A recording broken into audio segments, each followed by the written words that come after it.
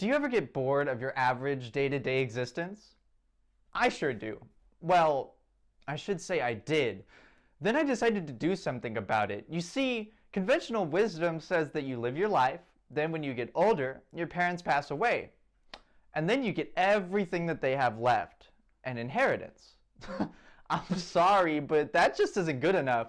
I mean, come on, give me the money now so that I can really enjoy it. So here's what I did.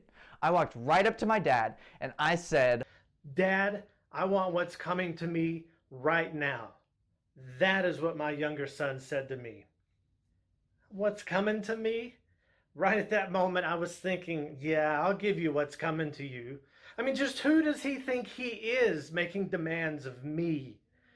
I brought him into this world. I can take him out of this world and make another one just like him. But he is my son, and I love him.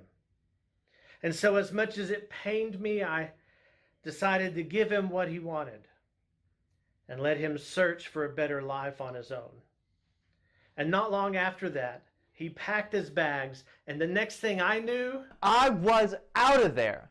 Kiss that boring place goodbye. There was a whole world out there just waiting for me to discover it. So the first thing I did was... he got lost. Hey, I love him, but he's no Magellan. In fact, I heard that he got lost and had to ask for directions 4 times before he ever even got out of our hometown. That's not true. It was 3 times. And one of those times doesn't really count because I couldn't understand what the guy was saying. I just kind of nodded my head and walked away. And besides that, the only reason that I wasn't good at directions is because someone didn't teach me. Don't go there. Anyway, that doesn't really matter. What matters is I did find my way out of town. And then I began to live it up. I had more friends than I knew what to do with. I had the best clothes that money could buy. I was eating like a king. And the ladies. What can I say about the ladies? I can say something about the ladies. They weren't ladies. Oh, they may have been women, but they were most certainly not ladies. They were 2 ladies.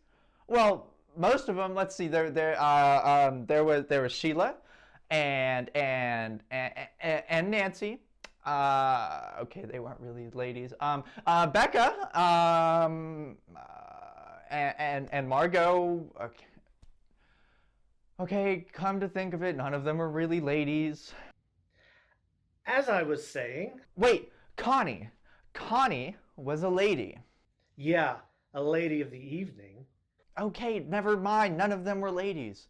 But the friends, the clothes, the food, man, they were awesome. Until...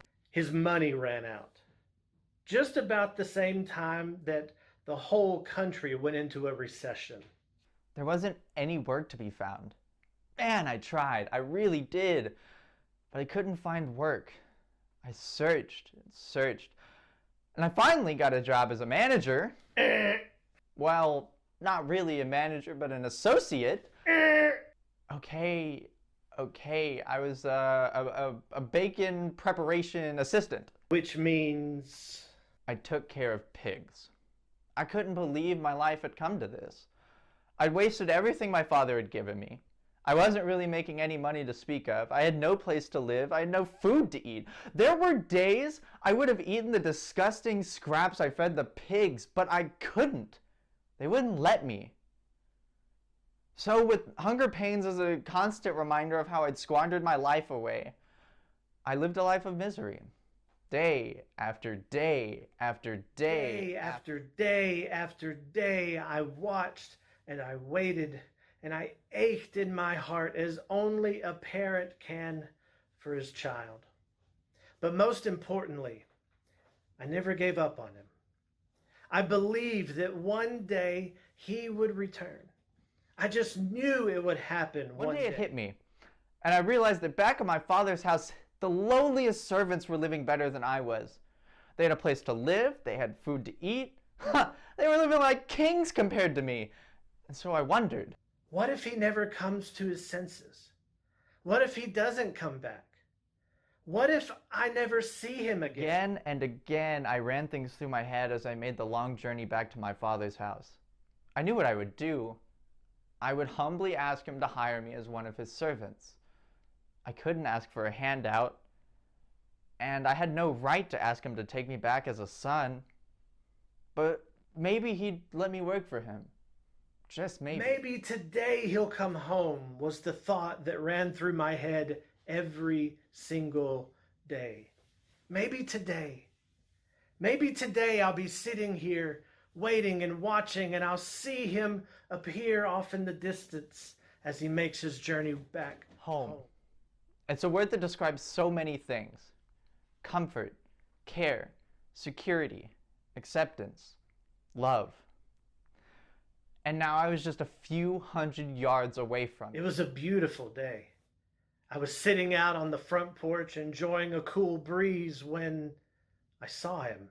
He stood up out of his chair, looked my direction, and squinted his eyes to get a better look at me. I wondered what he was thinking. I wondered how he felt about me. Would he tell me I told you so? I told you he would come back. None of you believed me, but I knew. I didn't ever give up on him. I knew. I just knew he was going to be angry. The closer I got to the house, the more and more I knew I'd made a wrong decision, so I stopped. He just stood there. I couldn't move. I couldn't just stand there, so... He jumped. He literally jumped off the porch. I'd never seen him do anything like that before. He was like a little kid, all excited about something, and then it hit me. He was excited about me. So what did I do? You know what I did next? I ran. My heart was pounding, and all I could do was run to him. I'd never seen him run so fast. His arms stretched out as if to say, "Welcome home," I shouted. But he was still too far off to hear me. So we kept running. We both kept running toward each other. I just wanted him to jump into my arms like he did when he was a little boy, so I could let him know that everything would be all right. And as he got closer, I could see tears running down his face. He was crying. Tears of joy. You know what my son did next? He jumped. I actually jumped. I was so excited, so scared, so I jumped. And my father... I caught him. And then... He hugged me.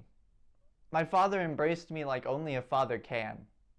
"I'm so sorry," I told him. "Please forgive me. I don't deserve to be called your son." My son. My son is back. Bring him some clean clothes and put shoes on his feet.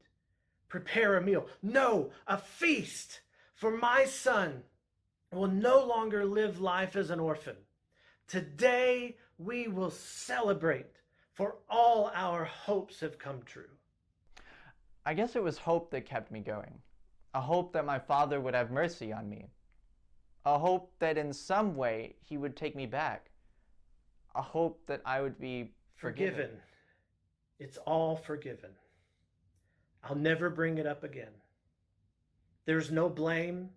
There's no anger. There's nothing but joy. For my son was lost, but now he's found.